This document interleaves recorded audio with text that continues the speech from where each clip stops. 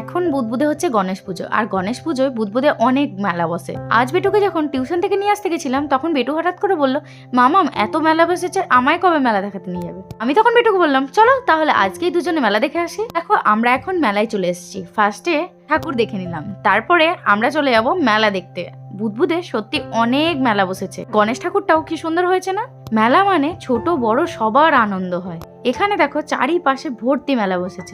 একটা দিকে বেটু খুব ভালো, বেটু খুব একটা বায়না করে না, খুব কমই বায়না করে। ওই জাম্পিং টাম্পিং দেখলে একটু চাপার জন্য বেশি বেশি বায়না করে। তো এই দেখো এখানে একটা জাম্পিং অলরেডি আছে, দেখেই তো বেটু বলে দিল, মামাম আমি জাম্পিং করবো। তারপর আমি বেটুকে বললাম, একটু দাঁড়াও, একটু মেলাটা ঘুরে নিই, তারপরে লাস্টে তুমি একটু জাম্পিং এ খেলে নেবে, তারপর আমরা দুজন বাড়ি চলে যাবো।